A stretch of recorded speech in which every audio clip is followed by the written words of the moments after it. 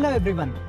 It's indeed my great pleasure to interview Adenike Oyeyiola, a thinker, a leader, and an influencer in public financial management space globally.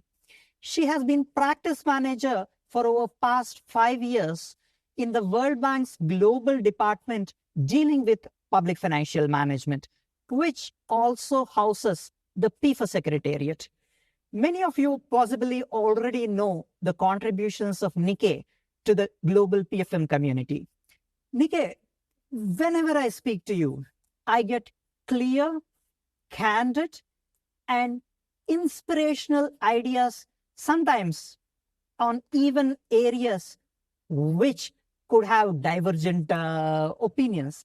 That prompted me to request you for this interview, and I hope you're ready to take some not so easy questions. Alrighty.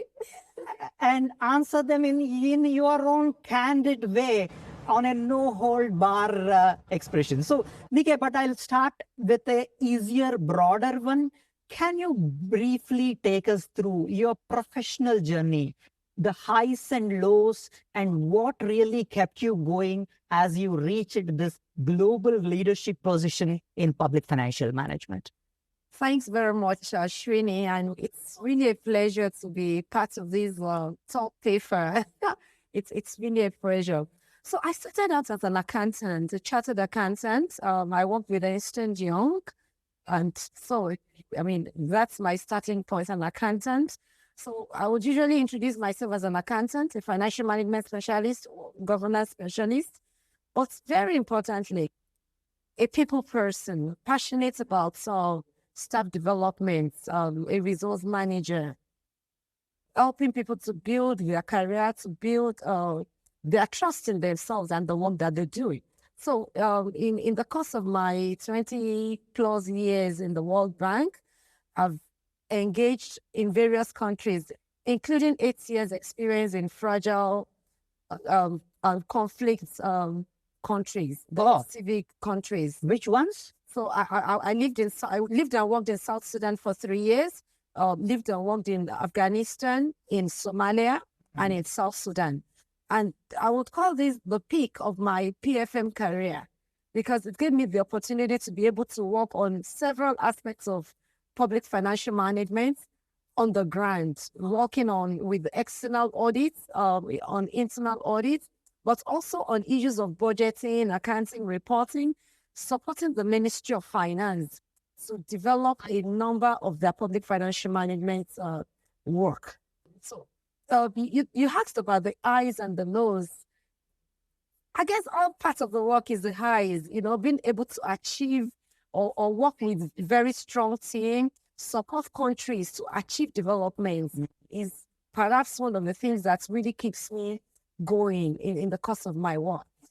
And the lows, of course, there are usually things that, you're probably not very happy with, or maybe challenges on the work. Imagine working in fragile countries, for instance. But I guess the end result is what keeps me going. For instance, living in South Sudan for 3 years, the results of supporting the country, supporting the staff, to strengthen their systems, to strengthen the PFM arrangements in the countries are things that keeps me going. That must be amazing. But was it by design or it just happened? The PFM track of your career, was it with a strategy, with a plan, or it just happened that you developed into the PFM career? So if you look at the transition of my work, I told you I started as an accountant, which is a core part of public financial management itself. So I started out as a public financial management person, if I may put it as that. So it looks like my work life has always been all part of public financial management. So I don't see it as an accident. Okay. It's just something I grew up into in the work phase.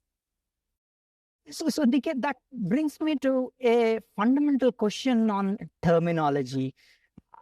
When initial days of my own journey in public financial management, I wasn't sure what it is, Is it public financial management? Is it public finance? And what does it cover? So how do you see these terminologies moving across? Some call it public finances, some public financial management. And then there are also these areas like public investment management, public procurement, debt management. Some would say this is all PFM. Others would say they have achieved the status of a separate discipline and need not necessarily be considered in the overall PFM storyline. How do you see this? Do you think all these definitional issues really add up to what the world needs today? Issues of terminology, that's what you're trying to talk about. But if we step back and, give it a broader look, what is public financial management? It's resource management. What is public financial management? It's supporting and strengthening delivery of services. So all the things you've mentioned borders on effective management of resources. Public investment management is how government invests effectively so that the resources are well used and services are delivered. The debt management is about efficient resource management, efficient use of resources. So at the end of the day, all these comes under public financial management. You mentioned procurement. What are we procuring? Services that is going to impact services. Services. Thank you. That eventually impacts on the delivery of effective services to citizens, effective use of resources. So at the end of the day, we're still talking public financial management. So we could have several terms and whatever. I think we just need to look at the underlying thing we're trying to achieve. It's still about public financial management, but very importantly, it's about effective use of resources. It's about delivery of services to citizens. That sounds like don't worry much about the terminology, but go into the substance of it and look at it, the broader picture. It boils down to the use of resources better. That takes me to this question of like, in any country, one goes and speaks to a minister of finance. The minister of finance will always say, I want to solve PFM problems in my country. There's no doubt about it. And we, like technocrats in PFM world, we say every PFM problem has a technical solution. And there is money to support the solutions. If there is money, if there is a technical solution, if the minister wants it to be solved, why doesn't PFM systems improve the way one would really want them to improve? Even if we take PFAS, PFM scores, and the global report on public financial management, we add up all the PFM systems scores, PFAS scores, you get a C, which is basic level of performance. And the improvements, one suspects, is the improvement satisfactory? What do you think? Is it working? Are reforms really working? So, Srini, my perspective about PFM, and I've mentioned this a lot in many of the fora that I've participated in, we're not doing PFM for itself. It's PFM for a purpose, PFM for service delivery. And if we look at it from that perspective, then it's easier to envisage if PFM is achieving results or not achieving results. So it's not just about building up a system, a financial management system, an accounting system, a debt management system, strengthening external audits for its own purpose. What are we trying to achieve? So if we look at the end results, it's easier to really assess if PFM is working or not working. And I give a very robust example. You're doing a very great talk in the PEFA Secretariat. And yes, you're right. It's an average of C.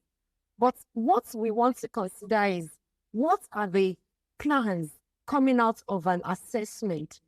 What are the results framework? What are the reform agenda that comes out of it?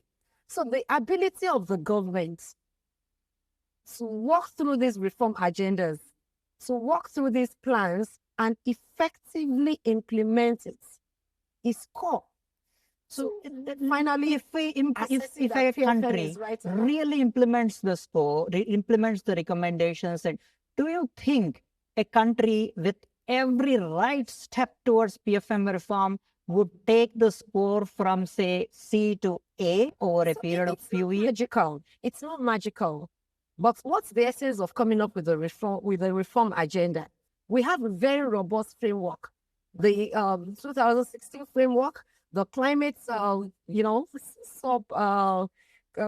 framework, the gender, all the others. We have a very robust framework. And if on the basis of that assessment, we're able to come with a reform agenda and implement the reform agenda, it will definitely move the country from a D or a C to a higher level. But let's be very clear about it. We're at a point where we have to discontinue this idea of A or B or C or D and focus on what are the reforms we're trying to implement. What are the areas we want the government to improve on? And what does this translate to eventually? So again, Srini, it's not just about the PFM system. It's about what are we able to use the PFM system to achieve? Are we able to, deliver services better to citizens? Are we able to solve the many problems of the country because of the strength in the PFM system? That's usually my concern. It's not just the system for itself. It's what the system is able to achieve. Absolutely. And I'm so glad you confirmed that the score would improve if we take all the right steps. And that's the goal of PEFA framework. Yeah. The framework is structured in a way to progress. If right steps are taken, countries would progress. Why is the progress not up to the expectations of various PFM experts? Probably there are other factors, and still it's work in progress. I totally agree with you. Absolutely. Let me also take you to something, picking up from something you said about the subnational, the climate framework. There is an opinion also, which in some quarters I keep hearing. PFM is being seen from rather too many new perspectives. Some call it buzzwords. Anything flowing as a buzzword, immediately there's something PFM added to that. So, for example, gender PFM, climate public investment management, green procurement. So all this, each of these problems like gender, climate, they all have their roots somewhere else, not in the PFM systems. But PFM has some role to play, though not decisive. Do you see that the environment, the current environment, is something where PFM systems get pulled into different directions? Does it really work? So Srini, that actually reinforces what I said. The fact that PFM is not for itself. PFM is expected to help in delivering so many other things. And, there's a lot happening in the global world right now. And the fact that, like you said, using your own words, PFM is pulled in here and there shows the relevance of public financial management. If the PFM is not moving in the route that the global agenda is moving, then I'll begin to doubt whether this topic is still relevant. I mean, it's not surprising that we're looking at the perspective of strengthening climate responsiveness through public financial management, strengthening the gender responsiveness through public financial management. These are all important topics. These are all relevant global topics. And if countries can have the right structure in place, the right public financial management structure in place, then we can be able to address some of this. I'm not saying, PFM will address all the climate problem we have in the world or all the gender problem we have in the world. I'm not saying that. But I'm saying it gives the right structure. It gives the right funding. It gives the right attention by the government to be able to address some of these issues, to come up with vital aspects of it that the government needs to look at. And that's why I'm very glad that we have all this new framework that looks at all these different issues. And I know we're not stopping where we are right now. There's still a lot that is coming up in the global world, and there's a lot that the PFM can, be a part of strengthening it. Absolutely, Nikki. And thanks for also mentioning this. We also see in the PFA Secretariat the growth of the PFA assessments with climate and gender focus tremendous. And that's probably going to be the way forward as we progress. I'm picking up on something in your introduction. You mentioned about your starting point from the accounting background. On the other hand, I keep always saying in various fora that in the entire PFM cycle, if there is one area which is very technical, least susceptible to political economy influences, that is accounting. Politician doesn't worry necessarily about whether good accounting reforms are politically attractive or not. They allow it to do. But still, accounting reforms are one of the laggards in the PFM structure. You have been an Ipsos champion, accrual accounting champion. You set up government balance sheet lab in the World Bank to support client countries, governments in improving the accounting structures in government. Do you think public sector accounting profession is failing the world, that the progress is not great? Absolutely not. It's not an issue of failing the world. It's more an issue of positioning. You'll agree with me that budgeting, planning is very important, but how do we explain the budgeting and the planning to people? It's through the accounting of it. So it's still very important, it's still very relevant, and it will continue to be very relevant. I think the perspective we need to look at is what form of accounting are we talking about? We still have a lot of countries that account on cash basis. I'm not saying it's wrong, but is it complete? So it's the completeness of the accounting that we probably need to look at. Second, we need to, how do we closely engage with the citizens if we don't have the effective accounting? And governance is about, responding appropriately to the citizens. So if we don't have a very good accounting structure, which then translates into a reporting structure, how can governance be effective? So accounting will continue to be relevant. And you mentioned the International Public Sector Accounting Standards. You mentioned the accrual basis of accounting. These are the way that many countries need to move towards. It allows completeness in the accounting. It allows effectiveness, and it allows a better collaboration with stakeholders, with citizens. So this is the route to go. Absolutely. And accounting will forever be important in the scheme of things in public financial management.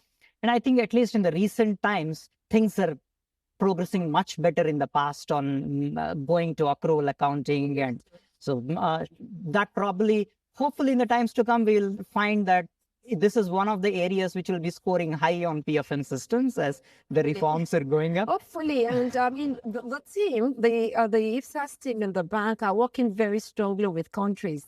So, I totally believe that this is an area that can see a lot of improvements going forward. We have a number of countries that have, been able to move on to the accrual basis of accounting. And we have even more countries that the bank and many other development partners are working with to help them in the transition. Wonderful. Nikki, let me ask you a little bit more personal question from the perspective that globally one doesn't see many women active in PFM space as much as one would want, one would expect to. And statistics also support that, including like in the PFA, when we launched the online online learning course for PFA, the uptake by men is much higher when compared to women, which is understandable. We need to fix it. As a highly successful woman in PFM space, what is your advice and how do we change the situation? So just one advice I have, keep engaging. Keep engaging. And very importantly, we need to do this on purpose, intentionally. Intentional engagement. It's not just by chance. I mean, you're very right. We still have fewer women who are engaged in this field, but it's increasing. We're having more passion. I mean, I have more colleagues, more friends who reach out and really want to know about it. So we need to be intentional about it, about engaging female in this very important field. And I mean, people will usually say women are better accountants, better managers, Absolutely. better. So let's be intentional about this whole process. That's what I'll say. And people are really out there who can deliver effectively in the area of public financial management. Women, and that's why the gender PEFA becomes very important in the scheme of things that we're doing. So if we get governments to do this assessment, it's then makes them realize the need to focus more on this gender issue. I hate to call it gender balance, Sure. but inclusiveness is very core to what we're talking about.